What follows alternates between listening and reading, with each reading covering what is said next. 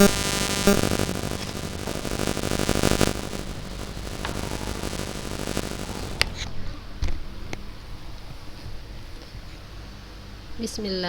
Assalamualaikum warahmatullahi wabarakatuh. Alhamdulillah, wassalatu wassalamu ala rasulillahi amma ba'd. Apa kabar anak-anak ustazah yang ustazah sayang karena Allah? Insyaallah dalam keadaan sehat ya anak-anak ya. Sehat, semangat belajar, fokus ya, walaupun kita masih kayak gini ya anak-anak ustazah. Yuk mari kita sama-sama berdoa, kita keluar dari situasi ini, kita bisa kembali bertatap muka. Kita belum pernah tatap muka ya selama SMA ya anak-anak ustazah ya. Semoga Allah mengizinkan kita bertatap muka. Saya juga ingin jumpa dengan anak-anak ustazah ini ya kan.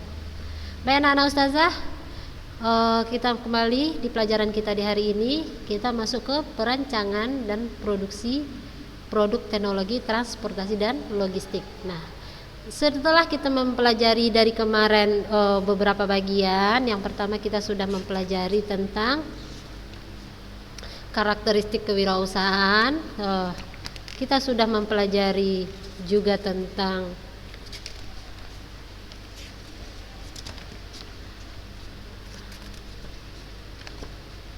apa kemarin ya anak-anak ustazah ya.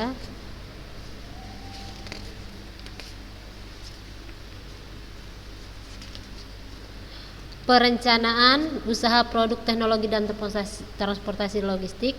Nah, ustazah berharap anak-anak ustazah sudah paham dengan apa itu produksi produk teknologi.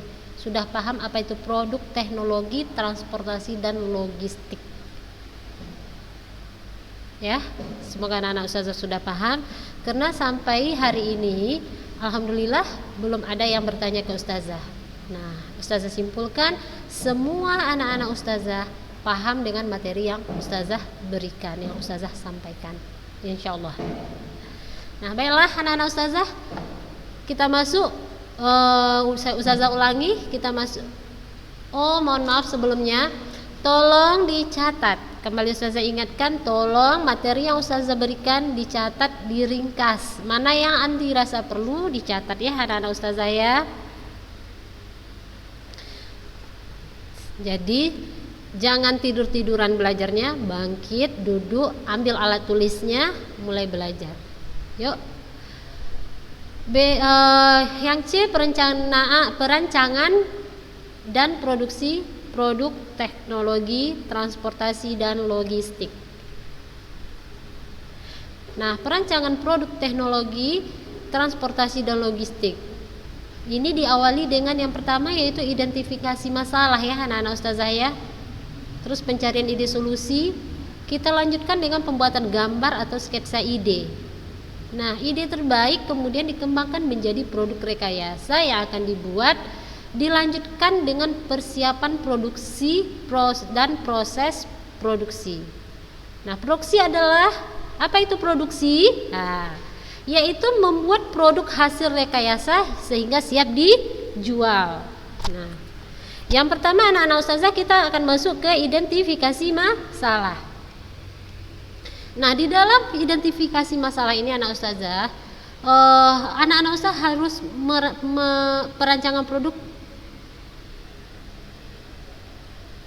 harus mencari tahu permasalahan transportasi dan logistik. Nah, jadi kita mencari solusi dari sebuah permasalahan. Ya, anak-anak ustazah ya.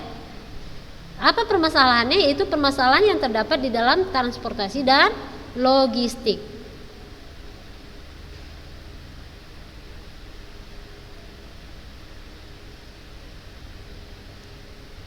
Nah, proses perancangan diawali dengan mengidentifikasi permasalahan transportasi atau logistik yang ada di sekitar kita. Salah satu contoh masalah transportasi yang sederhana ya anak-anak ustazah ya, misalnya ini ada seorang konsumen membeli 4 buah jus buah ya. Seorang konsumen membeli 4 buah jus buah dalam gelas plastik dan akan membawanya ke rumah. Bagaimana agar konsumen dapat membawa dengan nyaman dan jus buah dalam gelas tadi tidak tumpah? Nah, ini ada permasalahan yang ada anak-anak ustazah. Sekarang kita akan ini cara dalam mengidentifikasi masalah. Nah, sekarang permasalahannya sudah ada. Ya, anak-anak ustazah ya. Si konsumen ini sudah membeli 4 gelas jus buah. Apa permasalahannya di sini? Bagaimana cara si konsumen ini membawa jus buah ini sampai ke rumah dengan syarat tidak tumpah?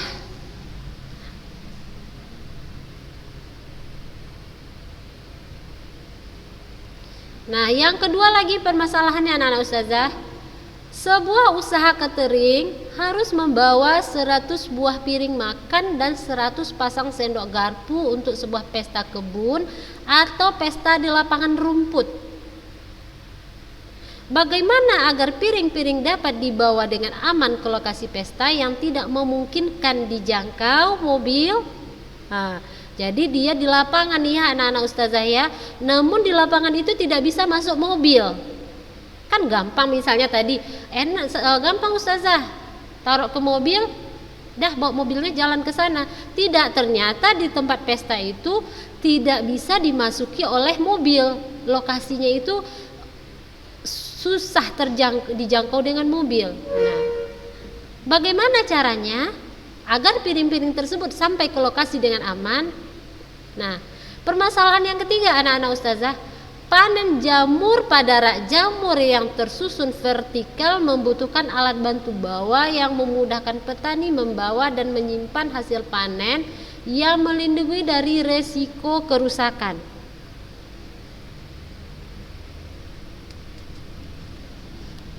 Ya, anak-anak ustazah, itu tadi permasalahannya. Kita sudah jumpa permasalahannya di dalam identifikasi masalah. Nah, sekarang kita masuk ke tahap kedua, mencari solusi dengan curah pendapat. Nah, brainstorming. Di bab 1 anak-anak ustazah kita sudah juga membahas tentang brainstorming ini ya. Mudah-mudahan anak-anak ustazah masih ingat. Nah, anak-anak ustazah langkah selanjutnya adalah mencari ide sesuai solusi dari masalah tersebut. Nah, cara yang dapat dilakukan adalah melalui curah pendapat atau brainstorming yang dilakukan di dalam kelompok. Nah, pada proses ini anak-anak ustazah, setiap anggota kelompok harus membebaskan diri untuk menghasilkan ide-ide yang beragam. Seperti ustazah sampaikan di bab pertama ya anak-anak ustazah, ide yang beragam dan sebanyak-banyaknya. Beri kesempatan juga untuk munculkan ide-ide yang tidak masuk akal sekalipun. Tuangkan ide-ide tersebut ke dalam sketsa. Nah, kunci sukses ya anak-anak ustazah dari brainstorming ini, jangan ada perasaan takut salah, karena setiap orang berhak mengeluarkan pendapat, saling menghargai pendapat teman. Nah, boleh memberikan ide yang merupakan perkembangan dari ide sebelumnya ya anak-anak ustazah. Nah, misalnya sudah ada ide sebelumnya, oh ya ide si fulanah misalnya, ide si fulanah itu begini. Nah, sekarang Ana tambahkan, coba yang tadinya cara membawanya begini, coba kita buat dengan cara yang lain gitu, atau kita tambahkan sedikit. Itu boleh ya anak-anak ustazah. Dan jangan lupa juga untuk mencatat setiap ide yang muncul. Nah anak-anak ustazah, ide di dalam brainstorming ini meliputi bentuk dan ukuran wadah yang tepat ya, wadah atau tempat, barang, sumber tenaga dan kendali yang digunakan, sistem mekanik yang dapat digunakan dan lain sebagainya. Nah di bawah ini anak ustazah ada ide sketsa untuk masalah gelas jus piring catering panen jamur ya. Nah ini untuk gelas jus tadi ya anak-anak ustazah, kita bahas dulu yang pertama, sketsa untuk masalah gelas jus. Ingat tadi apa permasalahannya? Anak ustazah bisa balik, misalnya konsumen memiliki 4 buah jus buah ya di dalam gelas plastik, 4 buah ya anak-anak ustazah di dalam gelas plastik. Nah sekarang si konsumen ini akan membawa pulang jus ini ke rumah. Nah bagaimana caranya agar jus ini tidak tumpah? Nah Setelah melakukan brainstorming anak-anak ustazah atau curah pendapat di dalam kelompok, nah ini terdapat beberapa sketsa ya anak ustazah. Nah, anak-anak ustazah bisa perhatikan di sini ada beberapa sketsa cara membawa jus buah tadi agar tidak tumpah. Nih, anak-anak ustazah perhatikan gambar ini dengan seksama ya. Jadi tidak cuma satu sketsa, tetap temanya adalah sketsa untuk membawa jus buah, namun berbagai macam bentuk. Ya, anak-anak ustazah ya, perhatikan. Ini ada yang kotak berderet, jusnya kita masukkan dari atas, atasnya bolong ya anak-anak ustazah. Ini yang ada kayak kardus, jusnya juga di dalam sudah tertata, ada tempat penahannya biar dia tidak goyang. Anak-anak ustazah, perhatikan setiap sketsa ini, dan setiap sketsa ini tidak ada yang sama. Oke, kita lanjut ya anak-anak. Nah, ini adalah yang kedua adalah sketsa untuk membawa piring dengan kereta. Nah, kereta ya. Permasalahannya apa tadi? Ustazah bacakan lagi. Sebuah usaha catering harus membawa 100 buah piring makan dan 100 pasang sendok garpu untuk sebuah pesta kebun atau pesta di lapangan rumput. Nah, bagaimana agar piring-piring tersebut dapat dibawa dengan aman ke lokasi pesta sementara lokasi tersebut tidak memungkinkan dijangkau dengan mobil? Nah, anak-anak ustazah, perhatikan di sini ada beberapa buah sketsa. Ingat, tetap dengan tema membawa piring. Ya, membawa piring namun dengan bermacam cara. Yang pertama anak-anak ustazah, di sini ada contoh misalnya dengan bawa pakai tas ransel nih ya anak-anak ustazah ya. Atau disorong pakai gerobak bisa, atau pakai troli segala macam ya caranya anak ustazah dalam sketsanya. Atau dimasukkan ke dalam kotak, kemudian ditutup, kotaknya bisa kita angkat ya. Nah, anak ustazah perhatikan setiap sketsa ini tidak ada yang sama. Oke, paham ya Ananda ya? Nah, kita masuk ke permasalahan yang ketiga. Nah, ini ada juga sketsa membawa dengan tenaga manusia. Untuk tambahannya anak-anak ustazah ya, sketsa membawa dengan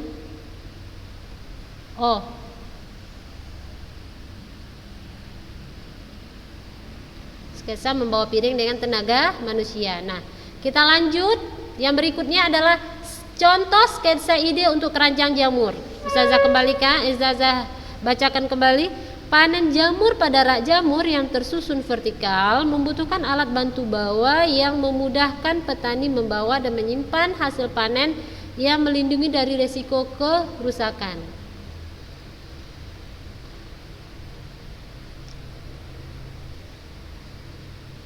Ya anak-anak ustazah, ini contoh sketsanya. Misalnya vertikal itu apa tadi?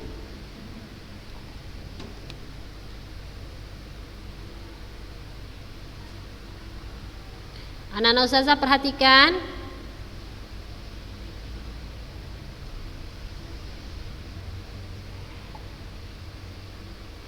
Perhatikan sketsa ini. Permasalahannya adalah panen jamur pada rak jamur yang tersusun vertikal membutuhkan alat bantu bawa yang memudahkan petani membawa dan menyimpan hasil panen yang melindungi dari risiko kerusakan. Nah,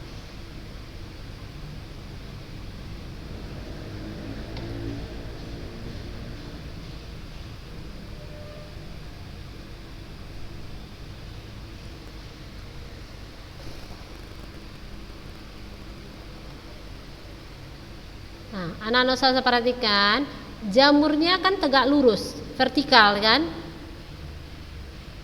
Rak yang vertikal membutuhkan alat bantu bawa. Nah, di sini anak-anak ustazah bisa membawa dengan keranjang. Nah, ini contoh sketsanya ya. Bisa perhatikan.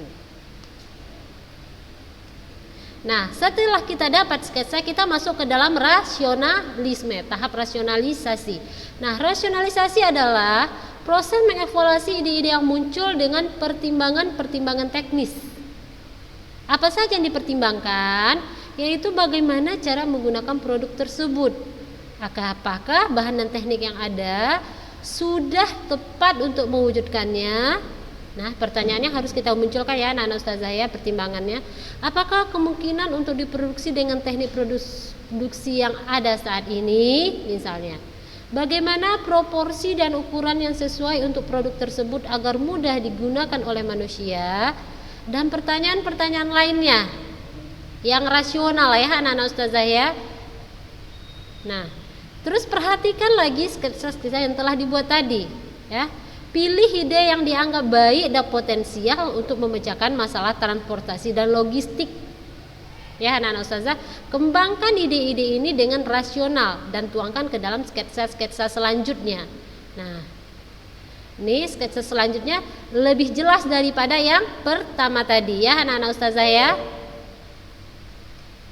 Nih, contoh sketsa pembawa gelas jus setelah pengembangan secara rasional. Nah, bentuknya jadi seperti ini anak-anak ustazah.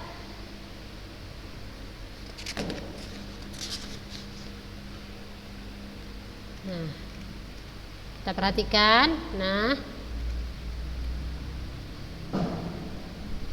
nih contoh sketsa pembawa gelas jus dengan cara bawanya. Nah, ini sudah gelas jus ditaruh kemudian diangkat. Nah, yang selanjutnya kita masuk contoh salah satu sketsa ide pembawa peralatan. Nah, ini setelah kita pilih ya anak-anak ya, sketsa tadi berdasarkan rasionalisasinya ya. Nah, bisa memakai box, ini busa spons. Kenapa ditaruh busa? Yang kita angkat adalah piring. Jadi dia tidak akan guncang, kalaupun guncang tidak membuat dia pecah. Langsung di sampingnya ada untuk sendok dan garpu. Ya, anak-anak ustazah, sendok dan garpu. Piring di bagian tengahnya ya. Boxnya ini dilapisi oleh busa spons. Nah, atau bisa dengan membawa pakai keranjang seperti ini ya anak-anak ustazah. Nah, ini terbuat dari kain, terus ada tali untuk pegangannya. Di bawahnya dialasi dengan papan. Nah, kenapa ustazah bilang tadi secara rasional? Yaitu secara kira-kira mungkin nggak kalau alat ini kita produksi? Ada nggak bahannya? Misalnya begitu pertanyaannya ya anak-anak ustazah. Terus nyaman nggak? Aman nggak? Itu harus dipertanyakan untuk bagian rasionalisasi ini. Nah, ini adalah contoh sketsa rak untuk panen jamur. Nah, saya bisa lihat. Nah, untuk memecahkan permasalahan tadi.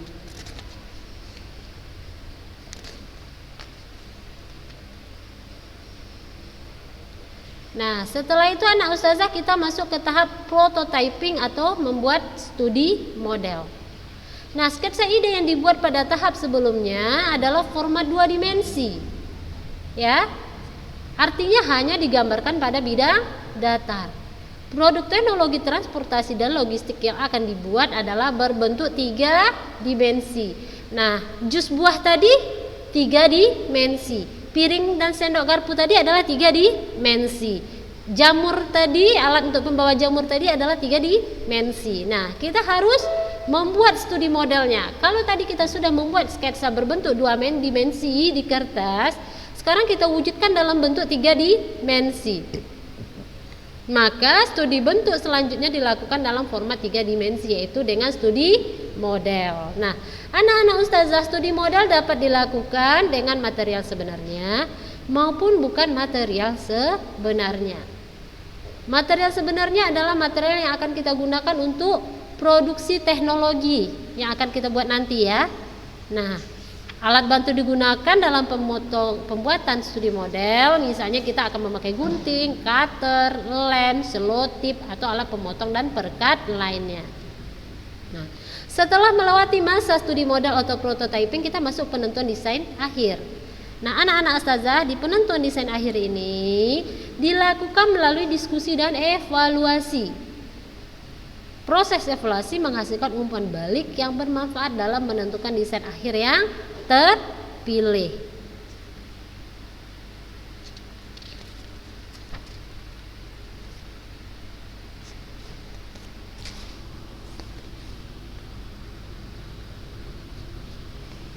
Ya, Nana Ustazah ya.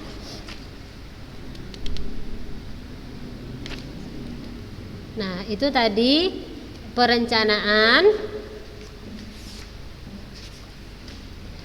dan produksi produk teknologi transportasi dan logistik. Kita sudah mengidentifikasi masalahnya, terus kita cari solusi. Nah, kita sudah membuat dapat beberapa buah permasalahan, terus kita cari solusinya, sudah kita bahas secara rasionalnya. Ya, anak-anak ustazah, sudah kita buat studi modelnya atau bentuk jadi dari produk kita tadi, produk teknologi dan produk teknologi dan logistik kita tadi, ya kan? Nah, sekarang penentuan desain akhirnya. Nah, anak-anak ustazah, produksi produk teknologi transportasi dan logistik. Nah, kegiatan produksi diawali dengan persiapan produksi, ya. Persiapan produksi dapat berupa pembuatan gambar teknik atau gambar kerja atau gambar pola. Gambar kerja atau gambar pola akan menjadi patokan untuk kebutuhan pembelian bahan. Nah, produksi produk pembawa gelas jus terbuat dari satu lembar kertas karton yang dipotong dan dilipat, membutuhkan pola untuk membentuk melubangi kartonnya sebagai patokan produksi. Nah, alat bantu pemindahan piring dan transportasi dapat terbuat dari beberapa bahan. Misalnya ya anak-anak ustazah bisa terbuat dari besi sebagai kerangkanya, dari papan kayu, terus dari tali, ada kain ya anak-anak ustazah. Nah, oleh karena itu dibutuhkan gambar teknik untuk patokan produksi. Nah, anak-anak ustazah di dalam tahapan produksi secara umum terbagi dari pembahanan, pembentukan dan perakitan dan finishing. Nah, tahapan pembahanan adalah mempersiapkan barang atau material agar siap dibentuk. Ya, anak-anak pembahanan ya. Nah, pada pembentukan produk pembawa gelas jus dengan bahan karton, pembahanannya adalah menggambarkan pola pada karton dan memotongnya berdasarkan pola. Penempatan pola pada setiap lembar karton harus mempertimbangkan efisiensi bahan. Ya, anak-anak ustazah ya. Jadi jangan satu karton taruh satu pola tengah-tengah. Mau ditaruh lagi pola berikutnya udah tanggung, ya. Karena tadi penempatannya. Jadi kita harus ukur, mungkin dengan kita bentang dulu kartonnya, ya. Kita bentang kartonnya, baru coba kita potong dari sudut kanan misalnya, kita taruh pola pertama. Nah, kira-kira bisa nggak 2-3 pola di situ bersejajar? Kalau misal tidak, coba kita cari lagi supaya pemakaian bahan lebih efisien. Jangan satu pola, satu karton taruh pola tengah-tengah. Karton berikutnya begitu. Mau dipakai bagian pinggir, atas, bawah atau kiri kanan karton udah nggak cukup, tanggung berapa senti misal. Terakhir yang terjadi adalah sia-sia dalam pemakaian bahan. Nah, anak-anak ustazah, pada produksi dalam jumlah terbatas, pemotongan dapat dilakukan dengan gunting atau cutter dengan teliti agar rapi. Sedangkan dalam produksi jumlah besar, nah pemotongan dilakukan dengan penggunaan cutting punch. Cutting punch yaitu pemotongan yang sudah berbentuk pola. Nah, cutting punch ini adalah pemotong kertas yang biasa terbuat dari alat besi. Nah, contohnya ini adalah contoh pola kertas ya anak-anak ustazah ya. Perhatikan ini contoh pola kertas. Ini mungkin bisa di dalam 2 lembar kertas. Kalau kita menyusunnya seefisien mungkin, seteliti mungkin. Ya, bisa di dalam satu lembar kertas. Kalau anak-anak ustazah menaruhnya sembarangan atau acak, mungkin untuk satu sisi ini kita membutuhkan satu lembar kertas. Dan sisi berikutnya juga membutuhkan satu lembar kertas. Nah, disinilah yang ustazah bilang tadi adalah sia-sia akan bahan. Jadi bahannya jatuh-jatuhnya mubazir. Ya, paham ya?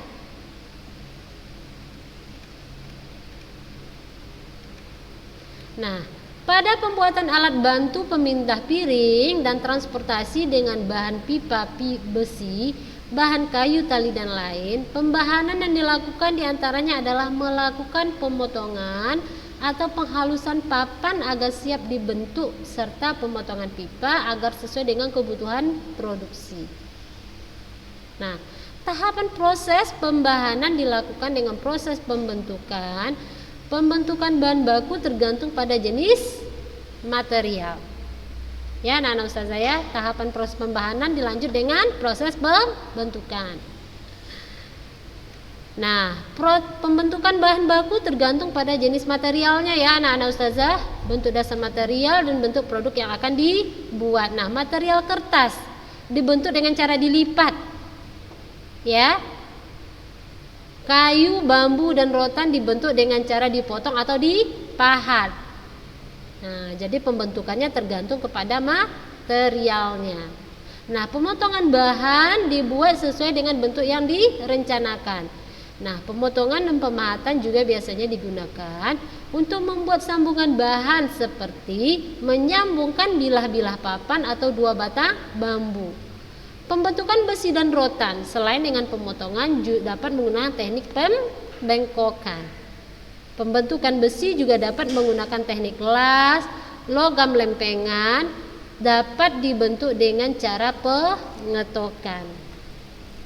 Oke, itu dalam tahap pembentukan. Jadi pembentukannya itu tidak sembarangan, tidak sesuai keinginan kita saja, namun tergantung kepada sifat materialnya. Kalau kertas mungkin kita bisa memakai teknik lipat. Kalau rotan, kayu, bambu, rotan mungkin teknik potong, kayu, bambu mungkin dipahat gitu ya. Besi misalnya memakai teknik bengkok, kan tidak mungkin anak-anak ustazah memahat besi atau melipat besi. Nah, rotan mungkin juga memakai teknik bengkok dalam pembentukannya. Tahap berikutnya adalah perakitan dan finishing. Nah, sebuah produk pada umumnya terdiri dari beberapa bagian, misalnya bagian rangka, bagian dinding, dan roda. Nah, perakitan adalah menggabungkan bagian-bagian dari sebuah produk. Perakitan dapat memanfaatkan bahan pendukung untuk penguat seperti lem, paku, benang, tali, teknik sambungan tertentu. Nah, anak-anak ustazah, tahap perakitan adalah finishing.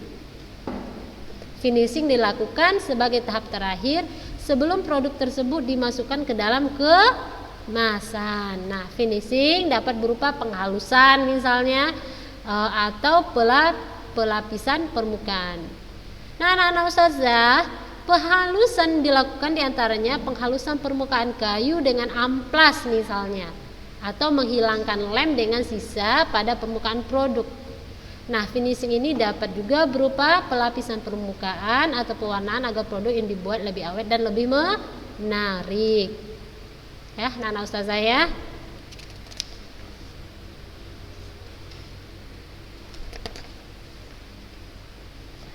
Nah, selanjutnya anak-anak ustazah, kita masuk ke kemasan produk transportasi dan logistik. Nah, ustazah sudah pernah menyampaikan di bab pertama, kemasan untuk produk teknologi sama kemasan untuk produk kerajinan dari usaha non benda kemarin, tetap sifat-sifat dari kemasan itu tetap ya anak-anak ustazah, perhatikan lagi, yaitu berfungsi untuk melindungi produk dari kerusakan. Memberikan kemudahan membawa dari lokasi produksi hingga sampai ke konsumen. Nah, kemasan juga berfungsi menambah daya tarik dan sebagai identitas atau brand dari produk tersebut. Nah, fungsi kemasan didukung oleh pemilihan material bentuk, warna teks dan grafis yang tepat. Material yang digunakan untuk membuat kemasan beragam tergantung dari produk yang akan dikemas. Produk yang mudah rusak harus menggunakan kemasan yang memiliki material berstruktur. Nah, sekilas ya Ustazah ingatkan kembali, pemilihan material juga disesuaikan dengan identifikasi atau brand dari produk tersebut. Daya tarik dan identitas selain ditampilkan oleh material kemasan juga dapat ditampilkan melalui bentuk warna, teks dan grafis. Nah, pengembangan dapat dilengkapi dengan label yang memberikan informasi teknis maupun memperkuat identitas atau brand. Ya, anak-anak Ustazah ya.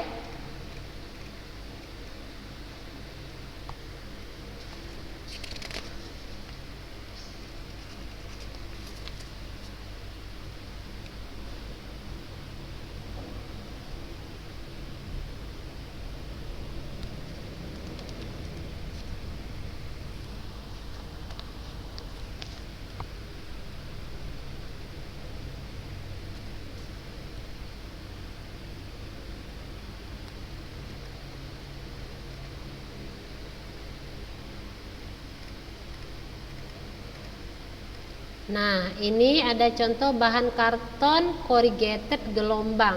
Nah, ini ya bahan karton corrugated gelombang dan kardus kanan untuk kemasan distribusi. Nah, contoh kemasan ya anak-anak Ustazah ya.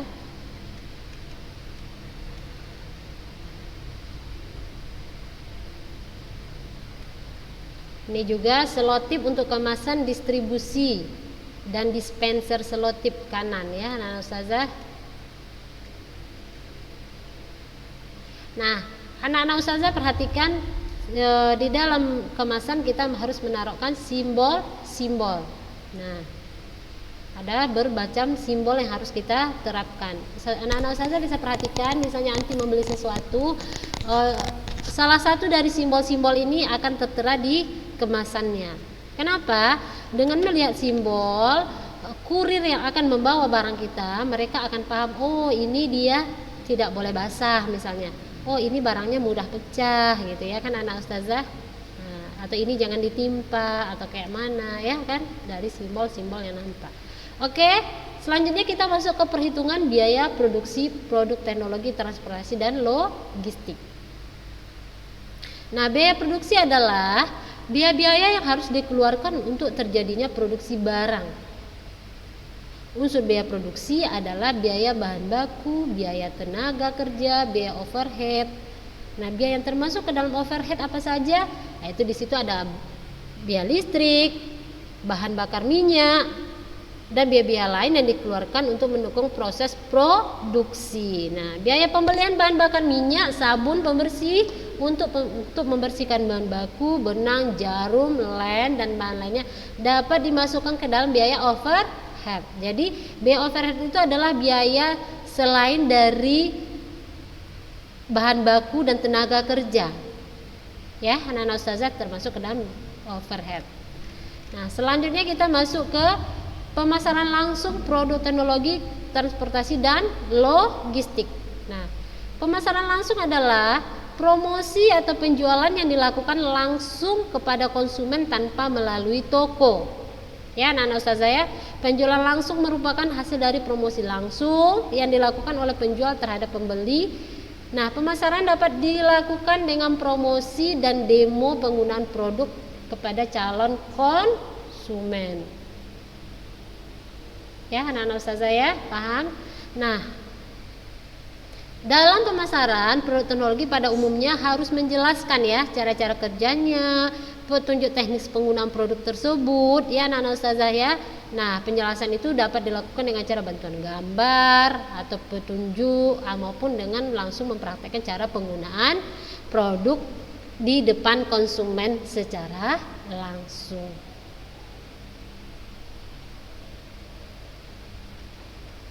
Oke, anak-anak Ustazah, selesai materi kita. Insyaallah pekan depan kita masuk ke budidaya. Nah, untuk tugas insyaallah Ustazah akan kirim melalui grup wali kelas ya anak-anak Ustazah ya. Siap menunggu. Jangan lupa dicatat materi-materi kita. Baiklah anak-anak Ustazah, Ustazah cukupkan hari ini sampai di sini. Barakallahu fikum. Assalamualaikum warahmatullahi wabarakatuh.